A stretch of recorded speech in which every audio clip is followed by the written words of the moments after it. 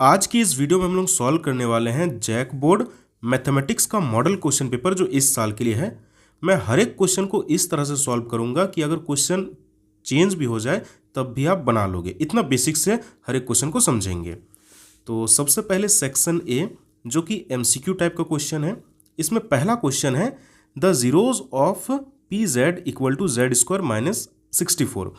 इस टाइप के क्वेश्चन को आप क्या करेंगे, सबसे पहले जो भी आपको गिवन रहेगा उसको आप इक्वल टू जीरो मान लीजिए। तो यहाँ पे Z square minus 64 equal to zero. अब ये माइनस 64 उधर जाके क्या हो जाएगा 64। अब ये स्क्वायर को उधर भेजेंगे तो क्या हो जाएगा रूट।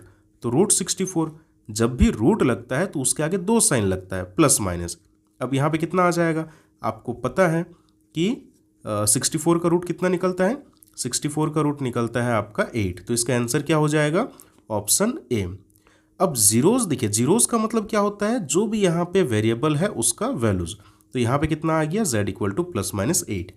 सेकेंड क्वेश्चन है which points intersects x axis from given points. यहाँ पे 3 पॉइंट दिया हुआ है P Q R। इसमें से आपको बताना है कौन सा एक्स एक्सिस को इंटरसेक्ट करेगा। तो इसके लिए एक बेसिक कॉन्सेप्ट होता है, उसको समझिए कि जैसे ये वाई एक्सिस हो गया और ये हो गया एक्स एक्सिस।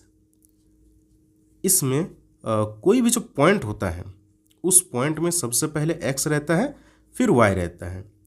लेकिन अगर ये पॉइंट अगर एक्स एक्सिस पे लाई करे तो ये घर किसका है, एक्स का है। तो यहाँ पे एक्स का वैल्यू मिलेगा और वाई का क्या मिलेगा, ज़ीरो। उसी तरह से अगर कोई पॉइंट वाई एक्सिस पे रहे तो इसमें एक्स का वैल्यू नहीं मिलेगा, एक्स का जीरो मिलेगा और वाई का कुछ ना कुछ मिलेगा जो कि प्लस माइनस इसमें भी रहे। तो यहाँ पे क्वेश्चन पूछा है which points intersects x axis from given points. तो एक्स को कौन इंटरसेक्ट करेगा, जो भी एक्स को इंटरसेक्ट करेगा एक्स एक्सिस को उसका वाई जीरो रहेगा। तो इसमें किसका किसका वाई जीरो है, इसका वाई जीरो नहीं है, इसका वाई जीरो है, मतलब ये वाला पॉइंट होगा। इसका वाई जीरो है तो ये भी पॉइंट होगा। तो क्यू और आर, तो यहाँ पे कहाँ कहाँ पे क्यू है, एक हो गया क्यू और आर। तो आंसर क्या हो जाएगा both points Q and R. इसके बाद वाला क्वेश्चन, क्वेश्चन नंबर 3 है how many odd rational numbers can there be between two even rational number.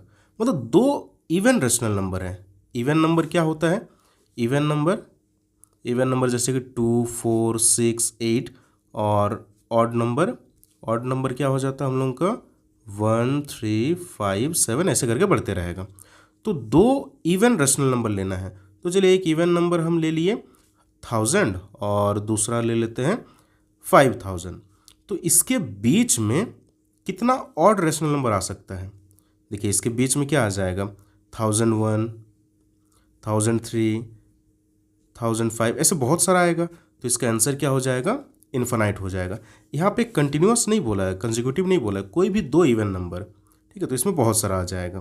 अच्छा, ये अगर आपका डाउट होगा कि ये तो रैशनल नंबर है कि नहीं है, तो रैशनल नंबर वो सारे नंबर होते हैं जिसको पी वाई क्यू के फॉर्म में लिख सकते हैं। तो इसको भी लिख सकते हैं, इसके नीचे 1, इसके नीचे 1, इसके नीचे 1, तो ये आ गया पी वाई क्यू के फॉर्म में, ठीक है। फोर्थ नंबर क्वेश्चन है what will be the HCF of to consecutive odd numbers. तो दो कंसेक्यूटिव ऑड नंबर्स है। अभी हम लोग पीछे समझे थे ऑड नंबर क्या होता है 1 3 5 7, इस ये जितना भी नंबर है इसको हम लोग ऑड नंबर बोलते हैं। तो यहाँ पे क्या लिखा हुआ है टू कंसेक्यूटिव ऑड नंबर, मतलब कंसेक्यूटिव मतलब लगातार होना चाहिए। तो एक ले लेते हैं 5 और उसके बाद वाला नंबर कौन सा हो जाएगा 7। तो इसका एचसीएफ क्या होगा, तो एचसीएफ का मतलब होता है वो नंबर जो इन दोनों नंबर को डिवाइड करेगा। तो इन दोनों नंबर को कौन डिवाइड करेगा, मतलब ये दो नंबर किसके टेबल में आता है, तो 1 के टेबल में। किसके टेबल में आएगा 1 के टेबल में। अच्छा, यही अगर क्वेश्चन रहता दो इवन नंबर लगातार जैसे रहता 2 और 4, तो इसका एचसीएफ क्या आ जाता, ये दो नंबर किससे डिवाइड होगा 2 से, तो इसका एचसीएफ 2 आ जाता। फिलहाल हम लोग का क्वेश्चन था ऑड नंबर का एचसीएफ क्या हो जाएगा 1, तो आंसर ए हो जाएगा। हाँ, ये एक अच्छा क्वेश्चन है। 5 number how many maximum solution are possible to the linear equation A Y plus B Z plus C equal to 0 in two variable Y Z. तो पहले समझते हैं लीनियर इक्वेशन क्या होता है। तो लीनियर इक्वेशन जिसमें वेरिएबल का पावर 1 रहे, जैसे कि 2x plus 3y equal to 5, इस टाइप का कोई भी नंबर मतलब इक्वेशन। इसका सॉल्यूशन क्या होता है? सॉल्यूशन का मतलब होता है एक्स वाई का वैल्यू जो इस इक्वेशन को सेटिस्फाई करे, उसको बोलते हैं सॉल्यूशन। दूसरा एक एग्जांपल ले लेते हैं, X plus Y equal to 7। अब इसी से समझते हैं, इसका भी आंसर आ जाएगा इससे, कि इस इक्वेशन को सेटिस्फाई करने के लिए एक्स वाई का कितना वैल्यू ले सकते हैं। तो जैसे एक्स की जगह अगर 1 रखें और वाई की जगह 6, तो दोनों को ऐड करने से 7 आ गया। उसी तरह से अगर x की जगह 2 रखे और y की जगह 5, तब भी 7 आएगा। अगर x की जगह 3 रखे, इसकी जगह 4, तब भी आ रहा है। तो ऐसा कितना आंसर हो सकता है? बहुत सारा। तो जो लीनियर इक्वेशन होता है, इसका कितना सॉल्यूशन हो सकता है? That is infinite, option C. Question number 6 है, what are the lines represented by consistent pair of equation. Model paper में ये जो क्वेश्चन है, इंग्लिश वाले में यहाँ पे लिखा हुआ था कंसिस्टेंट, जो कि गलत है, यहाँ पे कोइंसिडेंट होगा, वो सही कर लीजिएगा। ये क्वेश्चन मिसप्रिंट है मेरे हिसाब से, क्योंकि क्वेश्चन पूछा है कंसिस्टेंट। अब पहले समझते हैं कि पेयर ऑफ जो इक्वेशन होता है वो या तो होता है इंटरसेक्ट करेगा, या तो होता है एक के ऊपर में ही एक, जिसको हम लोग बोलते हैं कोइंसिडेंट, या फिर होगा पैरेलल। अब ये जो दो कंडीशन है, इसमें एक आंसर निकलता है, मतलब वन सॉल्यूशन, इसमें मैनी सॉल्यूशन। इसको हम लोग बोलते हैं, जिसमें आंसर निकल रहा है चाहे एक निकले या ज़्यादा निकले, इसको हम लोग बोलते हैं कंसिस्टेंट। और जिसमें आंसर नहीं निकले, इसमें नो सॉल्यूशन होता है, क्योंकि दोनों पैरेलल है, ये कभी कट ही नहीं करेगा, तो इसको हम लोग बोलते हैं इनकंसिस्टेंट। अब क्वेश्चन में पूछा है कि what are the lines represented by consistent pair of equation. तो कंसिस्टेंट में तो दोनों होगा, इंटरसेक्टिंग भी और कोइंसिडेंट भी, लेकिन यहाँ पे ऑप्शन 2 कैसे टिक करेंगे? तो ये हमको लग रहा है कि क्वेश्चन यहाँ पे मिसप्रिंट है, यहाँ पे इनकंसिस्टेंट होना चाहिए। अगर ये इनकंसिस्टेंट होता है तो उसका आंसर पैरेलल हो जाएगा उस कंडीशन में, लेकिन फिलहाल क्वेश्चन है कंसिस्टेंट, तो इसका आंसर ये दोनों होगा। ठीक है, इस चीज़ को ध्यान देना है। एग्जाम में जहाँ तक लग रहा है कि इनकंसिस्टेंट आएगा, उस समय इसका आंसर पैरेलल हो जाएगा। अगर कंसिस्टेंट है तो ये दोनों आंसर होगा। 7 number question, X square minus 5x plus 6 equal to 0 has roots. Roots का मतलब होता है x का जितना भी वैल्यूज़ है जो इसको सेटिस्फाई करेगा, वो क्या क्या है। तो इसको सॉल्व करने के लिए इसको हम लोग फैक्टराइजेशन से सॉल्व करते हैं। तो सबसे पहले मैंने आपको चैप्टर जब एक्सप्लेन किया था तब मैंने बताया था, फैक्टराइजेशन के लिए इसकी जगह पे ब्रैकेट रखिए, plus 6 equal to 0। First last को मल्टीप्लाई करते हैं, फर्स्ट में 1 है, लास्ट में 6, तो 6 आ जा रहा है। अब दो नंबर जिसको मल्टीप्लाई करने से 6 आए और प्लस या माइनस करने से बीच वाला मतलब 5 आए, तो यहाँ पे कितना हो जाएगा, 3 2 6, 3 इंटू 2 कितना आ जाएगा, 6 आ जाएगा, और 3 प्लस 2 5 आ गया। तो यहाँ पे लिख लेते हैं एक्स स्क्वायर माइनस, इसको ब्रैकेट को ओपन करते हैं, तो 3x माइनस प्लस माइनस हो जाएगा 2x प्लस 6 इक्वल टू 0। यहाँ पे कॉमन क्या आएगा, तो दोनों जगह पे क्या मैच कर रहा है, x, तो यहाँ पे आ गया x माइनस 3। ये दो नंबर देखिए किसके टेबल में कटेगा, 2 और 6, 2 के टेबल में, तो यहाँ पे 2 कॉमन आ गया, यहाँ पे x बच जाएगा क्योंकि 2 को कॉमन ले लिए। जब भी माइनस कॉमन आता है तो अंदर वाला साइन चेंज हो जाएगा। 2 के टेबल में ये कितने बार में, 3 बार में आता है, इक्वल टू 0। जो सेम ब्रैकेट है उसको एक बार लिखेंगे और जो बाहर बाहर है उसको मिला करके एक बार। अब यहाँ पे ध्यान दो, ये वाला ब्रैकेट भी इक्वल टू 0 लिखेंगे, x माइनस 3 इक्वल टू 0, और एक हो जाएगा x माइनस 2 इक्वल टू 0। यहाँ पे दो आंसर आ रहा है, एक आ रहा है x का वैल्यू 2 और एक x का वैल्यू 3, तो दो आंसर होगा 2 और 3। तो यहाँ पे ये भी आंसर होगा, ये भी, मतलब B और C, both B and C। Question number 8 जो है लिखा हुआ है, find 2 consecutive odd positive integer whose sum of square is 202। तो देखो क्वेश्चन कहना क्या चाह रहा है कि दो लगातार, कंसेक्यूटिव मीन्स लगातार, ऑड पॉजिटिव इंटीजर है, ऑड मतलब हो गया 1 3 5 7 इस टाइप का, जिसको दो इक्वल पार्ट में नहीं डिवाइड कर सकते, पॉजिटिव होगा, जिसका सम मतलब स्क्वायर करके अगर सम करेंगे तो कितना आएगा, 202। तो इसका बनाने का दो तरीका है, एक लॉन्ग मेथड है पूरा सॉल्व करके, और एक डायरेक्टली हम लोग ऑप्शन से इसको ख़त्म कर सकते हैं।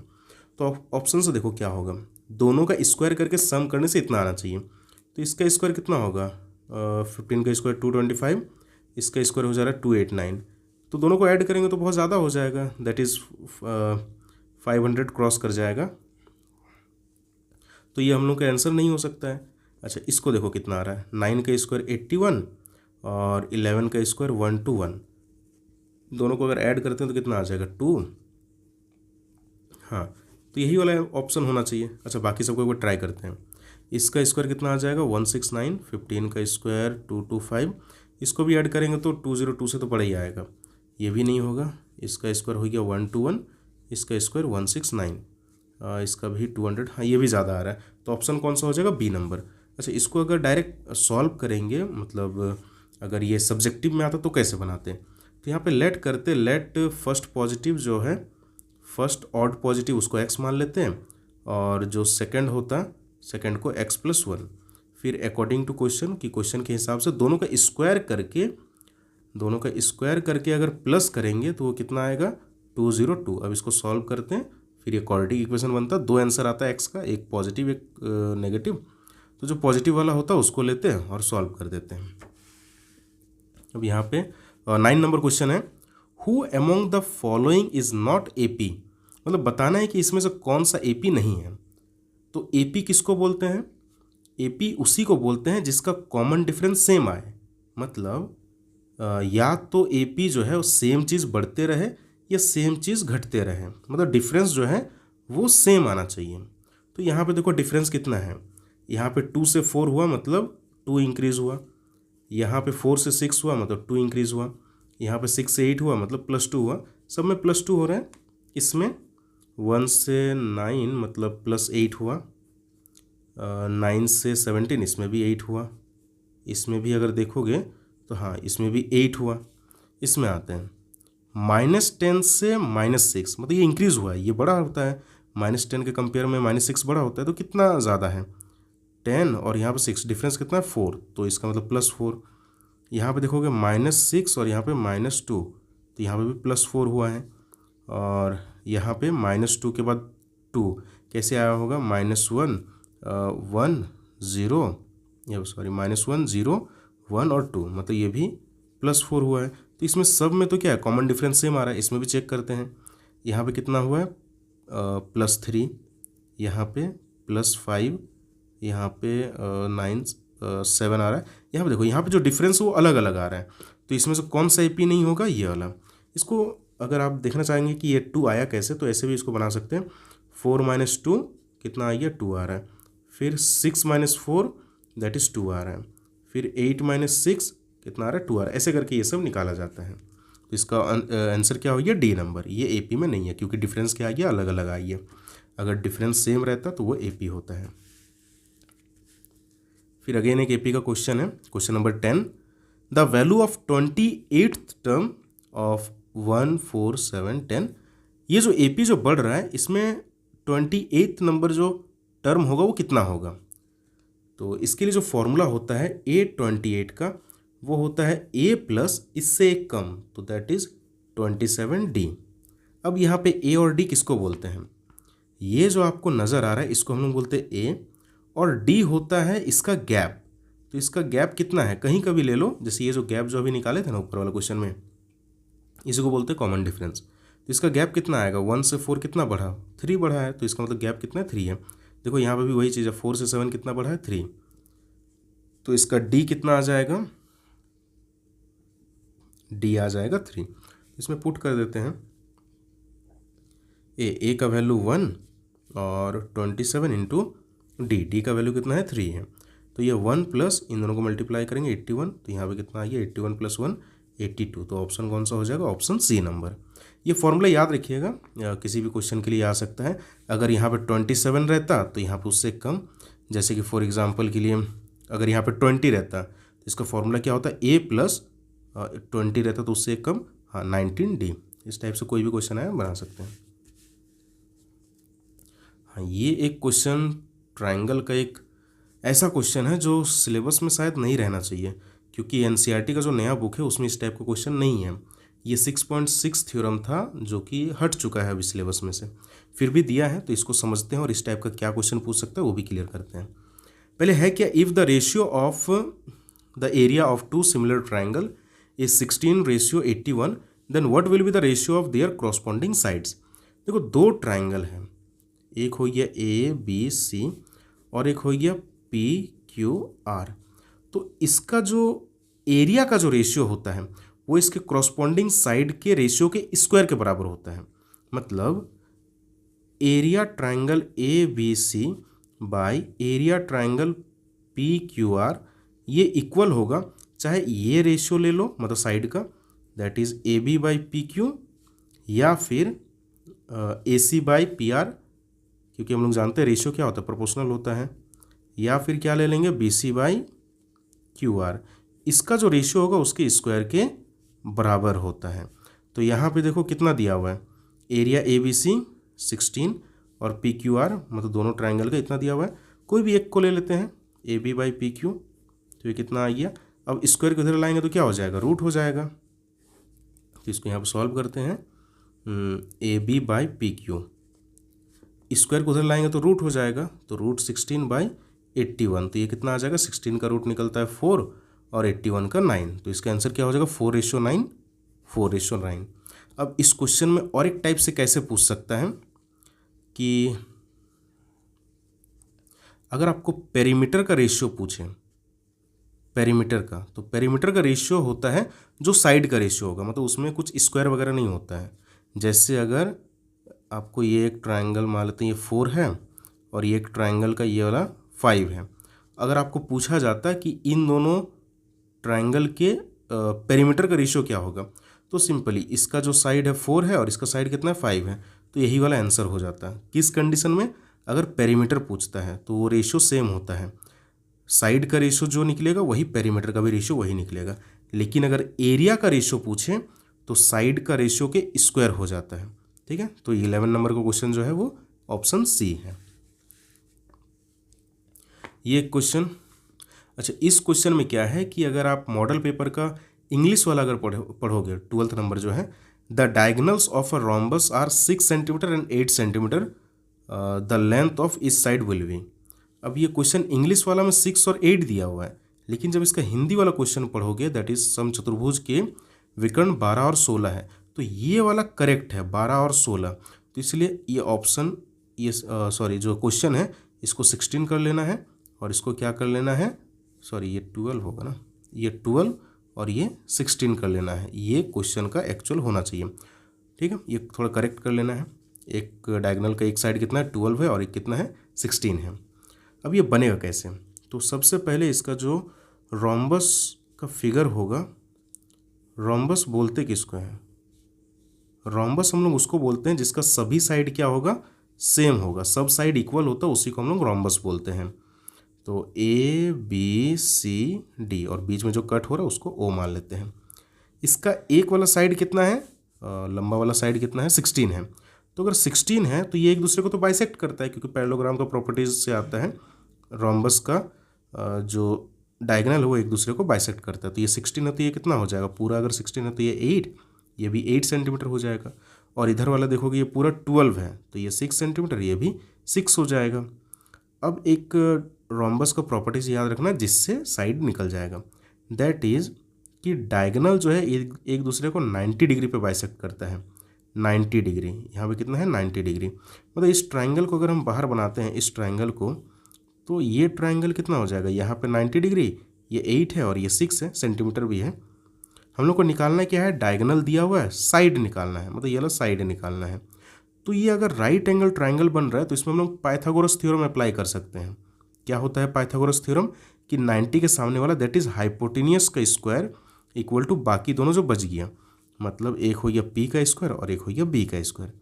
तो पी का स्क्वायर कितना हो जाएगा, किसी को भी पी मान लो, एक हो गया 6 का स्क्वायर और एक हो गया 8 का स्क्वायर। ये 6 का स्क्वायर कितना होगा 36, 8 का स्क्वायर 64, कितना आ गया 100। स्क्वायर उधर जाएगा तो क्या हो जाएगा रूट, तो यहाँ पे 100 और 100 का रूट कितना निकलता है 10, तो ऑप्शन क्या हो जाएगा 10। अगर यहाँ पे वैल्यू चेंज भी रहेगा तो आप इस कॉन्सेप्ट से बना सकते हैं। क्वेश्चन नंबर 13 है, what is the point of intersection of two axis called. एक हो गया हम लोगों का वाई एक्सिस और एक हो गया एक्स एक्सिस। ये जो कोऑर्डिनेट ज्योमेट्री वाला चैप्टर है इसमें ये हम लोग पढ़े हैं। अब इसमें ये जो दो एक्सिस है ये जहाँ पे कट होता है इसको क्या बोलते हैं, तो इसको हम लोग बोलते हैं ओरिजिन बोलते हैं, ओरिजिन। इसका कोऑर्डिनेट क्या होता है? कोऑर्डिनेट होता है 0,0। कोऑर्डिनेट इसका 0,0 याद रखना है। तो आंसर क्या हो जाएगा? B number. अब इसमें ये सब चीज़ को भी समझते हैं कि ऑप्शन में ये सब क्या है।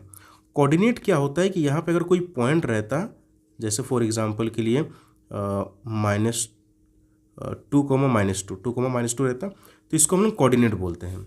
कोऑर्डिनेट एक्सिस क्या हो गया? ये जो एक्स एक्सिस दिख रहा है इसको बोलते हैं एक्स कोऑर्डिनेट और इसको बोलते हैं Y coordinate axis. None of this. तो ऑप्शन हम लोग का इसका क्या हो गया? ऑरिजिन हो गया, कि ये जो दोनों लाइन जो कट हो रहा है उसको बोलते हैं origin. There are 8 unit pairs from the y-axis and a point P is located on the x-axis, then the coordinate of the point P। यहाँ पे एक लाइन देखो दिया हुआ है कि a point P is located on the x-axis, मतलब हम लोग का पॉइंट जो है P वो कहाँ पे है? x-axis पे है। किधर भी हो सकता है लेकिन x-axis पे है। ये हो गया y-axis।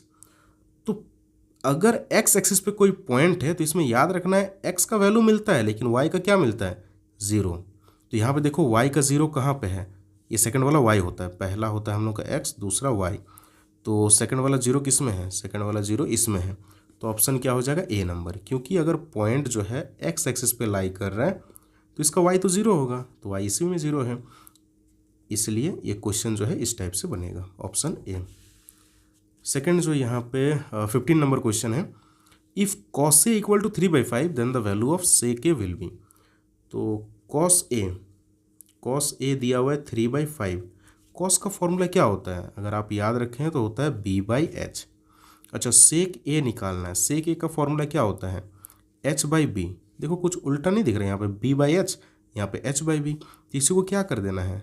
h की जगह 5 और b की जगह 3। तो ऑप्शन क्या हो जाएगा? 5/3। ये इसको ऐसे भी समझ सकते हैं, कॉस और सेक क्या होता है? एक दूसरे का रेसिप्रोकल होता है, उल्टा होता है। तो ये 3/5 है तो ये हो जाएगा 5/3। अच्छा, इसमें क्वेश्चन अगर मान लेते हैं आपको साइन निकालने बोलता है, तो साइन निकालने के लिए पी चाहिए होता है, लेकिन यहाँ पे पी दिया नहीं है। उस समय हम लोग एक फॉर्मूला यूज़ करते हैं जो अभी हम लोग पढ़े हुए थे, h² = p² + b²। इस फॉर्मूला का यूज़ करके हम लोग पी निकाल लेंगे, फिर जो भी निकालने बोले हम लोग इसमें निकाल सकते हैं, टैन, कॉट, कोसेक, साइन, कुछ भी।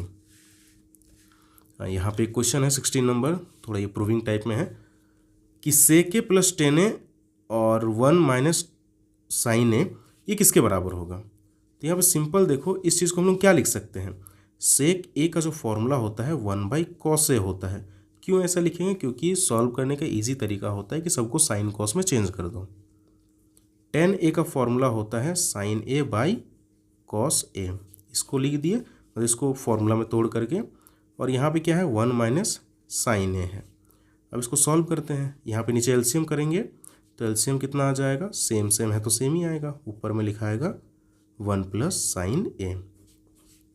यहाँ पे क्या है? 1 माइनस साइन ए है। अब यहाँ पे देखो ऊपर में एक फॉर्मूला लग रहा है a plus B A minus B. Formula क्या होता है? a plus B A minus B का पता होगा आपको, a माइनस बी और a प्लस बी जो ये फॉर्मूला होता है आगे पीछे जैसा भी रहे, a² माइनस b²। तो यहाँ पे क्या हो जाएगा? 1 का स्क्वायर माइनस साइन स्क्वायर ए, और नीचे क्या है? Cos A. अब और एक फॉर्मूला आपको याद रखना है कि 1 माइनस साइन स्क्वायर ए, इसका फॉर्मूला क्या होता है? कॉस स्क्वायर ए। तो वही यहाँ पे देखो 1 का स्क्वायर 1 ही होता है, तो 1 माइनस साइन स्क्वायर ए क्या लिख सकते हैं इसके जगह में? कॉस स्क्वायर ए, और नीचे क्या है? Cos A. एक कट जाएगा, फाइनली क्या बचेगा? कॉस ए बचेगा। तो इसका ऑप्शन कौन सा? बी नंबर सही हो जाएगा।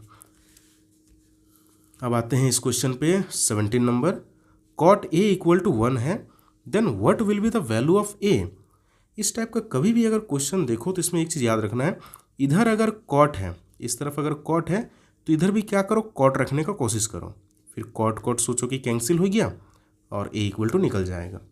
तो यहाँ पे है कॉट ए 1 कितना डिग्री का वैल्यू होता है? कॉट कितना डिग्री का? तो अगर आपको याद होगा जैसे कि कॉट 0 डिग्री, इसका वैल्यू क्या होता है? तो कॉट 0 डिग्री क्या होता है? नॉट डिफाइन होता है। फिर कॉट 30 डिग्री, इसका वैल्यू क्या होता है? √3।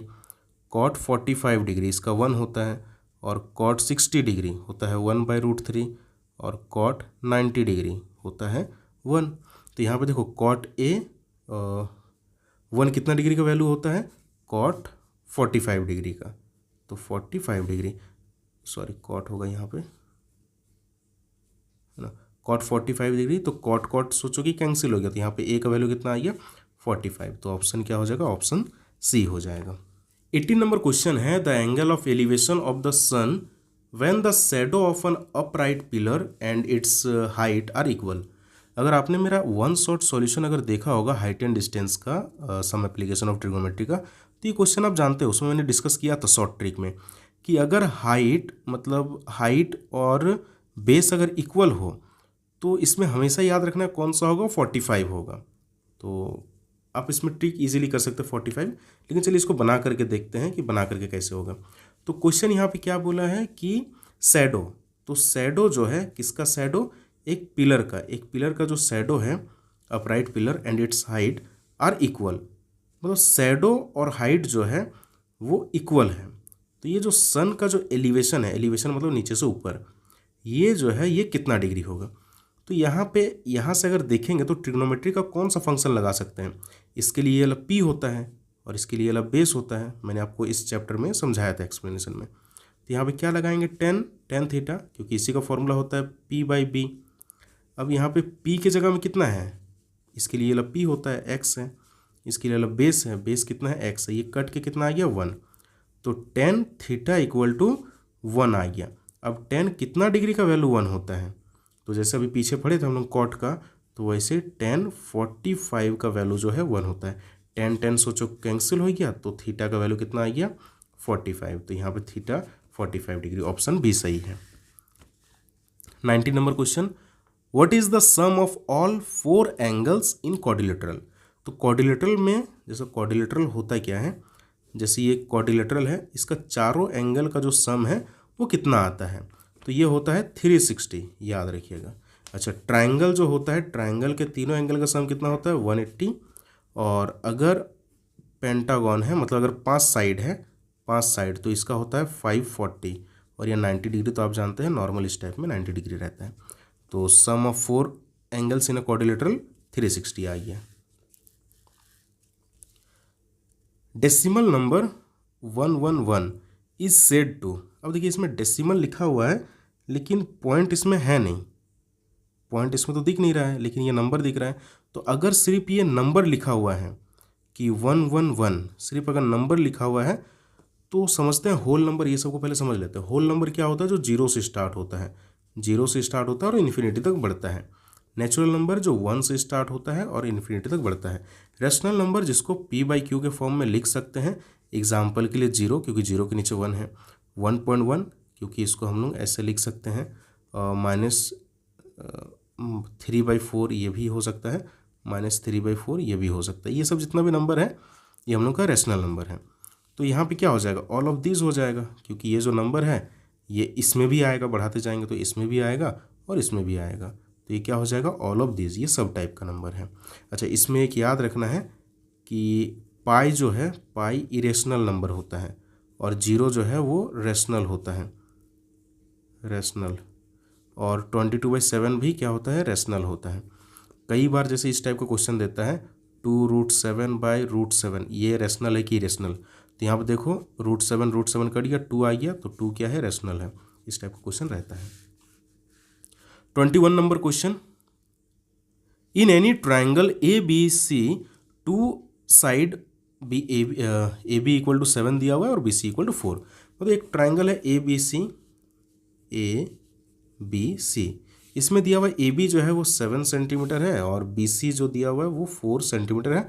आपको बताना then what can be possible to measurement for third side, मतलब CA का वैल्यू क्या हो सकता है। देखो जूनियर क्लासेस में 7 क्लास या 6 क्लास में एक 2-3 थ्योरम है। पहला थ्योरम है कि अगर 2 साइड को ऐड करेंगे तो तीसरा से बड़ा होना चाहिए। Sum of 2 side greater than third side, equal भी नहीं, ग्रेटर देन होना चाहिए। जैसे इन दोनों को ऐड किया तो कितना आ गया, 7 और 4 कितना आ गया, 7 4 हम लोग को 11 आ गया। तो तीसरा जो साइड होगा वो 11 से छोटा होना चाहिए, क्योंकि तभी जा करके उससे ये क्या होगा, बड़ा होगा। तो sum of 2 side is always greater than third side, तो ये 7 और ये 4 11 आ गया। तो तीसरा साइड 6 हो सकता है, हाँ हो सकता है, क्योंकि उससे तो ये 11 बड़ा ही है। 8 हो सकता है उससे ये बड़ा है, मतलब ये दोनों आंसर हो सकता है। 12 हो सकता है क्या? नहीं हो सकता, क्योंकि 12 से इन दोनों का सम बड़ा नहीं है। ये तो 11 है ना, तो इससे ये बड़ा होना चाहिए, तो ये 12 नहीं होगा, ये ऑप्शन नहीं होगा। तो हम लोग का आंसर क्या हो जाएगा? बोथ ए एंड बी ये वाला। अब इसमें और एक चीज़ याद रखना है कि अगर दो साइड को अगर माइनस करेंगे तो वो तीसरा से छोटा होना चाहिए। जैसे इसको माइनस करो, 7 4 कितना आ रहा है? 3, तो वो तीसरा से छोटा होना चाहिए। ये दो प्रॉपर्टीज होता है। पहला प्रॉपर्टीज क्या हो गया कि sum of two side is greater than third side, and second वाला क्या हो गया कि इन दोनों का जो सब डिफरेंस होगा, डिफरेंस वो तीसरा से छोटा होना चाहिए। तो इसका ऑप्शन कौन सा आएगा? D number. ये क्वेश्चन क्या है? प्रोबेबिलिटी का क्वेश्चन है, बहुत ही इजी कॉन्सेप्ट है, इजी इसमें मार्क्स आ जाता है। तो समझते हैं कि है क्या। The probability of getting an even number when tossing a dice. एक डाइस को अगर टॉस करेंगे तो क्या क्या आएगा? 1 2, डाइस जो लूडो गोटी होता है उसको अगर टॉस करते हैं तो 1 2 3 4 5 6, ये सब चीज़ें आएगा। अब यहाँ पे हम लोग को प्रोबेबिलिटी क्या पूछा है? प्रोबेबिलिटी हम लोग को पूछा है कि getting an even number, even किसको बोलते हैं? 2 हो गया, 4 हो गया, 6 हो गया, यही सबको तो इवन नंबर बोलते हैं, है ना। तो the probability of getting an even number when tossing a dice. अन मतलब एक पूछा है तो इसको एक नहीं समझना है, इवन नंबर समझना है। तो इवन नंबर यहाँ पे है कितना? 1 2 3, तो इवन नंबर यहाँ पे कितना है? 3 है। तो जितना भी है जो हमको पूछा गया है वो कितना है उसको ऊपर रखेंगे, और इसमें टोटल नंबर जितना है उसको नीचे रखेंगे। टोटल नंबर कितना है? 1 2 3 4 5 6, 6 से टोटल, तो इसको नीचे रखेंगे। अब इसको कट कर दो, 3 1 जा 3, 3 2 जा, तो 1/2, तो ऑप्शन क्या आ जाएगा? 1/2। याद रखना है मैक्सिमम प्रोबेबिलिटी का क्वेश्चन में 1/2, ज़्यादातर क्वेश्चनों का आंसर 1/2 ही आता है। 23 number question, the probability of a sure happening event. मतलब श्योर हैपनिंग इवेंट मतलब जो होगा ही होगा, आंख बंद करके जिसका पॉसिबल जो है होने का चांस वो 100% है, उसको हम लोग बोलते हैं श्योर इवेंट, है ना। हिंदी में बोलते हैं निश्चित घटना। जैसे कि अभी प्रोबेबिलिटी वाला जो अभी डाइस वाला क्वेश्चन था पिछला में, उसमें डाइस को थ्रो करने से ये नंबर आ रहे थे 1 2 3 4 5 6, ये नंबर आ रहे थे 1 2 3 4 5 6। अब अगर हम बोले कि इसका क्या प्रोबेबिलिटी है कि वो 10 से कम आएगा, तो 10 से कम लेस देन 10 कितना नंबर है? यहाँ पे सभी लेस देन 10 है, 1 2 3 4 5 6, तो टोटल 6 है। और फिर नीचे क्या रखते हैं? नीचे रखते हैं टोटल नंबर यहाँ पे कितना है, तो टोटल नंबर यहाँ पे कितना है? वो भी 6 है। टोटल अगर काउंट करेंगे 1 2 3 4 5 6, 6 है। इसको कट कर दो, कितना आ गया? 1। मतलब 10 से छोटा आने का प्रोबेबिलिटी कितना है? 1 है। तो ऑप्शन क्या हो जाएगा? 1, क्योंकि श्योर बोला है, जो होगा ही होगा। ये मैंने एक एग्जाम्पल देकर के समझाया, जो होगा ही उसका प्रोबेबिलिटी क्या होता है? 1 होता है। और जो नहीं होगा मतलब इम्पॉसिबल है, उसका क्या होता है? 0। जैसे अगर हम पूछेंगे कि इसका क्या चांस है कि इसमें जो एक डाइस को थ्रो करेंगे और नंबर 10 से बड़ा आएगा, तो 10 से बड़ा इसमें कितना है? एक भी नहीं है। और टोटल नंबर कितना है? 6 है, तो ये कितना आ गया? 0। तो इम्पॉसिबल का 0 होता है और पॉसिबल जो कि श्योर है उसका 1 होता है। अच्छा, एक चीज़ याद रखना है कि प्रोबेबिलिटी जो है ये हमेशा 0 से बड़ा, 0 या 0 से बड़ा और या 1 या 1 से छोटा होता है। कभी ये नेगेटिव नहीं होता है, मतलब माइनस में कभी भी आंसर नहीं आएगा, ये याद रखना है। अच्छा, ये भी प्रोबेबिलिटी का क्वेश्चन है। If a dice is toss then the probability of getting number multiples of 3, मतलब मल्टीपल है होना चाहिए किसका? 3 का। तो डाइस को थ्रो करने से क्या आता है? 1 2 3 4 5 6 आता है। अब यहाँ पे हम लोग को पूछा है कि वो नंबर कैसा नंबर चाहिए? एक ऐसा नंबर चाहिए जो मल्टीपल होगा किसका? 3 का। तो 3 का मल्टीपल मतलब 3 का टेबल में आना चाहिए, ऐसा कितना नंबर है? तो ऐसा नंबर 1 और 1 2 है। तो यहाँ पे ऊपर में कितना रखेंगे? 2 रखेंगे। और टोटल नंबर कितना है? 1 2 3 4 5 6, टोटल नंबर 6 है। अब इसको कट कर देंगे, 2 1 जा 2, 2 3 जा, मतलब 1/3। ऑप्शन क्या आ जाएगा? B number. तो क्वेश्चन समझ में आएगा आ गया कि मल्टीपल ऑफ 3 मतलब 3 का टेबल में आएगा ऐसा कितना नंबर है? तो 3 और 6 था। अगेन एक बढ़िया क्वेश्चन है 25 number. If x + 3 3x and 4x + 2 are in arithmetic progression, मतलब AP में है। अरिथमेटिक प्रोग्रेशन मतलब AP में है। Then what will be the value of x। इससे पहले एक क्वेश्चन आया था जिसमें हम समझाए थे कि एपी किसको बोलते हैं, जिसमें कॉमन डिफरेंस जो है सब जगह वो सेम आए, उसी को हम लोग बोलते हैं एपी। तो उसी लॉजिक से ये वाला बनेगा, बेसिक जो कॉन्सेप्ट है। अगर इसको हम A1 मान लेते हैं, इसको A2 मान लेते हैं और इसको A3 मान लेते हैं, तो हम लोग जानते हैं कि जो पहला कॉमन डिफरेंस आएगा, मतलब A2 माइनस A1, सेकेंड में से पहला को माइनस करते हैं, और इसका जो कॉमन डिफरेंस आएगा that is A3 minus A2, ये क्या आएगा, सेम आएगा। तो इसी कॉन्सेप्ट से अभी क्या करेंगे, A2 की जगह में कितना है 3x है, माइनस A1 की जगह में कितना है x प्लस थ्री।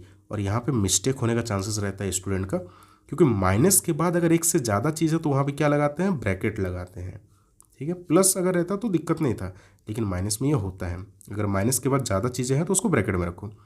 A3 कितना है 4x प्लस 2 है, माइनस A2 कितना है 3x। तो समझ में आया कि अगर 3-4 चीज़ जितना भी रहे, अगर AP में है तो इसका कॉमन डिफरेंस क्या होगा, सेम होगा। दैट इज इसमें से इसको माइनस करेंगे और इसमें से भी इसको माइनस करेंगे तो कॉमन डिफरेंस दोनों जगह सेम आएगा। अब यहाँ पे आइए 3x minus x plus minus minus 3, यहाँ पे 4x और 3x को माइनस करेंगे तो कितना आएगा, 4x minus 3x x plus 2। Solve करते हैं, 3x माइनस एक्स कितना आ जाएगा 2x माइनस 3, और इधर x प्लस 2, यहाँ पे 2x है, x को इधर लाते हैं माइनस एक्स हो गया, ये 2 है, माइनस 3 को उधर भेज दो प्लस 3, 2x माइनस एक्स कितना आ जाएगा x, और यहाँ पे 2 3 5 आ गया, तो x का वैल्यू कितना होगा 5 होगा। कॉन्सेप्ट समझ में आया, ठीक है। 26 number question, if the mean of 5 6 8 9 x and 13, कितना चीज़ है 1 2 3 4 5 6 चीज़ है, इसका मीन जो है वो 10 है, then what will be the value of x। तो मीन निकलता कैसे है, मीन का जो सिंपल सा कॉन्सेप्ट होता है, जितना भी डेटा है उसको ऐड करो। तो यहाँ पे डेटा क्या है 5 plus 6 plus 8 plus 9 plus x plus 13, जितना भी डेटा है ये मीन दिया हुआ, ये वाला डेटा नहीं है, मतलब इसमें से नहीं है, ऑब्जर्वेशन नहीं है। तो ऑब्जर्वेशन क्या क्या है 5 6 8 9 x एंड 13, इसको लिख लो। और कितना ऑब्जर्वेशन है 1 2 3 4 5 6, तो नीचे क्या करेंगे 6 रखेंगे। अब इसको सॉल्व करते हैं, तो मीन कितना दिया हुआ है हम लोग को, मीन कितना दिया हुआ है 10 दिया हुआ है, इन सब का जो मीन है वो कितना है 10 है, तो मीन की जगह में 10 लिख दिए। अब यहाँ पे ऐड करो, कितना आ गया 13 और 9 हो गया 22, 8 30 36 41, तो 41 प्लस ये x तो रहेगा ही ऊपर और ये 6, कभी भी गलती से इसको काट नहीं दीजिएगा, ये मिस्टेक हो जाएगा नहीं तो। अब 6 को इधर लाओ, तो 6 इंटू 10, 6 को इधर लाएंगे तो 6 और 10 क्या हो जाएगा मल्टीप्लाई, इधर क्या बचेगा 41 प्लस एक्स, तो ये हो गया 60, 41 को इधर लाओ माइनस हो जाएगा, इधर x बचेगा, इसको माइनस करेंगे तो कितना आ जाएगा 60 माइनस 41 19, तो x का वैल्यू कितना आएगा 19, तो ये ऑप्शन भी सही है। बहुत ही इजी क्वेश्चन है। 27 number, the mod of 2 6 4 2 5 0 2 1 2 3 2 is, इसका मॉड क्या होगा, तो मॉड मतलब होता है जो सबसे ज़्यादा बार आया है, जिसका फ्रीक्वेंसी सबसे ज़्यादा होता है। तो यहाँ पे 2 देखो 1 2 3 4 5, 5 बार यहाँ पे 2 आया है, तो इसका मॉड क्या हो जाएगा 2 हो जाएगा। 28 नंबर क्वेश्चन, मीडियन निकालना है इसमें, इसका बहुत ही ईजी तरीके से सॉल्व करेंगे। मीडियन निकालने के लिए एक कॉन्सेप्ट हमेशा याद रखिएगा कि जो भी ऑब्जर्वेशन दिया हुआ है उसको पहले आप असेंडिंग या डिसेंडिंग ऑर्डर में अरेंज कर लो। तो असेंडिंग ऑर्डर में अरेंज करेंगे मतलब छोटा से बड़ा, तो इसमें सबसे छोटा क्या है 8 है, फिर उसके बाद क्या है 9 दिया हुआ है, फिर आपको 10 दिया हुआ है, 11 है, सॉरी यहाँ पे तो 7 भी दिया हुआ है ना, तो इससे पहले क्या करेंगे 7 लिखेंगे। तो जो भी डेटा है उसको असेंडिंग ऑर्डर में अरेंज कर लो, छोटा से बड़ा, 7 8 9 10 11, फिर 12 और 15, 1 2 3 4 5 6 7, 1 2 3 4 5 6 7 हो गया।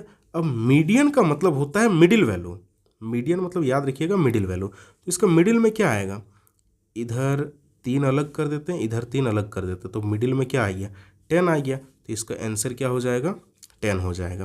अच्छा, अब यहाँ पे आपका डाउट हो सकता है कि अगर क्या होता है कि यहाँ पे सिर्फ यही रहता, अब यहाँ पे मिडिल वैल्यू क्या निकालेंगे, तो यहाँ पे तो दो अलग तो मिडिल कुछ निकल ही नहीं रहा है। तो उस समय क्या करेंगे, इन दो नंबर के बीच में क्या आएगा, बाकी सबको भूल जाओ, बस इसको ध्यान दो। इसके बीच में क्या आएगा, 8 और 9 के बीच में 8.5 आएगा। तो इस कंडीशन में आंसर कितना होता है, 8.5। अब इसको अगर दिखा के अगर सॉल्व करना है तो कैसे करेंगे, तो यहाँ पे काउंट करते हैं कि ऑब्जर्वेशन कितना है, 1 2 3 4 5 6 7। तो यहाँ पे लिखते हैं n = 7, मतलब ये क्या है, ऑड है। ऑड के लिए जो फॉर्मूला होता था मीडियन इक्वल टू, वो होता है n + 1/2 टीएथ ऑब्जर्वेशन। तो यहाँ पे जो n कितना है, n है 7 + 1/2 टीएथ ऑब्जर्वेशन। तो यहाँ पे कितना आ गया, 7 + 1 4, 7 + 1 8, 8/2 टीएथ ऑब्जर्वेशन। फिर इसको काट दो तो कितना आ गया, 2 से 8 कटा 4 बार में, तो फोर्थ ऑब्जर्वेशन। तो फोर्थ ऑब्जर्वेशन कौन सा है, 1 2 3 4, तो क्या आ जाता है, 10 आ जाता है। चाहे फॉर्मूला से बनाओ या डायरेक्ट स्ट्रिक से बनाओ कि मीडियन अगर जब भी पूछे छोटा से बड़ा अरेंज कर लो, और जो मिडिल वैल्यू होगा उसको हम लोग बोलते हैं मीडियन। इस कंडीशन में 10 आ गया। अगर ऐसा रहता जिसमें मिडिल वैल्यू आप नहीं निकाल पा रहे तो उसमें ये बीच वाला वैल्यू हम लोग निकालते हैं, दैट इज 8.5। इस कंडीशन में ऐसा आया।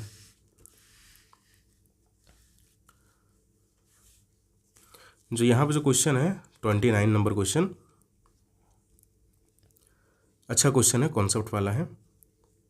अच्छा, इसमें एक चीज़ याद रखिएगा, अभी हम लोग क्या क्या पढ़े, मीन पढ़े, मीन, मॉड और मीडियन। इन तीनों का एक फॉर्मूला होता है मिक्स करके, वो भी कई बार पूछ लिया जाता है। तो mode equal to 3 median -2 mean, ये वाला फॉर्मूला याद रखना है। Mode equal to 3 median -2 mean, ये फॉर्मूला कई बार पूछा गया है। क्वेश्चन पे आते हैं। If the distance between the centres of 2 circles is greater than the sum of their radii, radius जो दोनों का होगा उसका जो सम आएगा उससे ज़्यादा है उन दोनों का distance, then the number of their common tangent.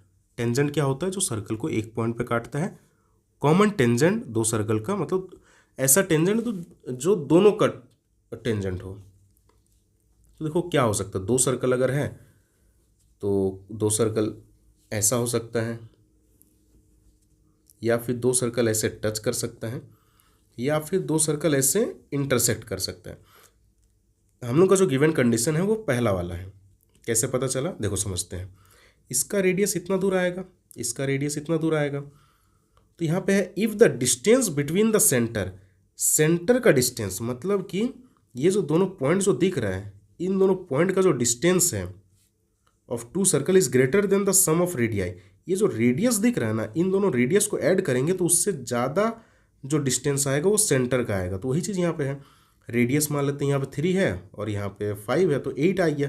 लेकिन सेंटर का अगर डिस्टेंस देखेंगे यहाँ से लेकर यहाँ तक तो वो तो ज़्यादा है, तो इसलिए ये वाला कंडीशन दिया हुआ है। इसके लिए कैसा दिया रहेगा कि ये रेडियस इसका हो गया और ये रेडियस इसका हो गया, तो रेडियस का सम और सेंटर का डिस्टेंस दोनों बराबर आ गया, इक्वल आ गया, तो ऐसा दिया रहेगा। यहाँ पे देखो, ये हो गया पहला का रेडियस, ये हो गया दूसरा का रेडियस यहाँ तक। तो रेडियस का सम जो है, दोनों का रेडियस का सम वो ज़्यादा आ जाएगा, लेकिन सेंटर का डिस्टेंस, दोनों का सेंटर का डिस्टेंस क्या है, कम है। तो उस कंडीशन में ये वाला कंडीशन होता है। अब यहाँ पे कॉमन टेंजेंट उसको बोलेंगे जो दोनों का टेंजेंट होगा। तो यहाँ पे देखो, एक टेंजेंट ऐसे खींच सकते हैं, एक ऐसे खींच सकते हैं। इसका एक नाम भी होता है, इसको बोलते हैं डायरेक्ट कॉमन टेंजेंट। या तो ऐसे भी खींच सकते हैं या इस तरह से खींच सकते हैं, ऐसे। इसको बोलते हैं ट्रांसवर्स कॉमन टेंजेंट। तो यहाँ पे टोटल कितना हो गया, 1 2 3 4, तो आंसर क्या हो जाएगा, 4। अच्छा, ये वाला अगर क्वेश्चन पूछते तो इसका कितना आंसर होता है, एक यहाँ से, एक यहाँ से और एक यहाँ से, तो 1 2 3, इसमें 3 ही रहता है, इसमें 3, इसमें 4 और इसमें कितना होता है, इसमें 1 2 आता। ठीक है, अब आते हैं लास्ट क्वेश्चन पे, एमसीक्यू का क्वेश्चन है यहाँ पे। The ratio of the volumes of 2 sphere is 64:27। The ratio of their surface area will be. तो यहाँ पे क्वेश्चन में गिवन क्या है, एक मान लेते हैं बड़ा स्फीयर है ना, और एक छोटा स्फीयर है।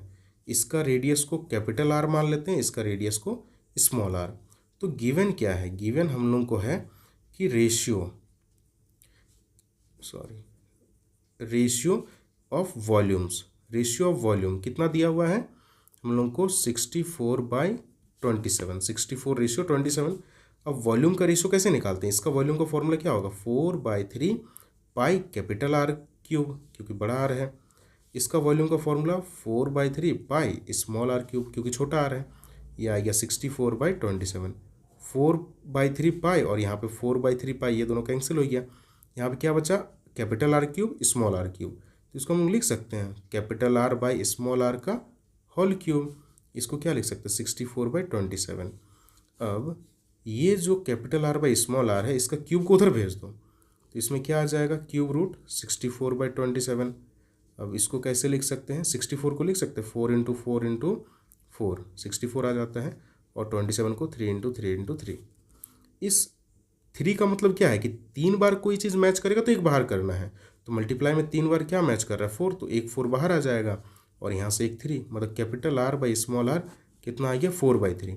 लेकिन हम लोग क्वेश्चन में निकालने क्या बोला है, निकालने बोला है ratio of their surface area. अगर लिखा रहता रेशियो ऑफ देयर रेडियाई तो ये आंसर होता, शायद दिया भी होगा, देखो ऑप्शन में ये दिया भी होगा, बहुत जन हड़बड़ी में इसको टिक कर देंगे जो कि मिस्टेक होगा। पूछा है क्या है ratio of their surface area, तो यहाँ पर हम लोग निकालते हैं रेशियो ऑफ सरफेस एरिया। तो ratio of surface area, surface area का फॉर्मूला क्या होता है 4 पाई कैपिटल आर स्क्वायर, क्योंकि पहला वाला क्या है कैपिटल आर है रेडियस, तो 4 पाई कैपिटल आर स्क्वायर, और छोटा वाला का 4 pi small R square. 4 pi cancel हो गया, क्या आ गया capital R by small R का होल स्क्वायर, क्योंकि दोनों का स्क्वायर है उसको हम मतलब होल में लिख सकते हैं। यहाँ पे देखो capital R by small R, capital R by small R कितना दिया हुआ है 4/3 दिया हुआ है इसका स्क्वायर, तो ये कितना आ जाएगा, ये आ जाएगा 4 का स्क्वायर 16 और 3 का स्क्वायर 9। तो ऑप्शन कौन सा हो जाएगा, ये वाला हो जाएगा 16:9, ऑप्शन सी।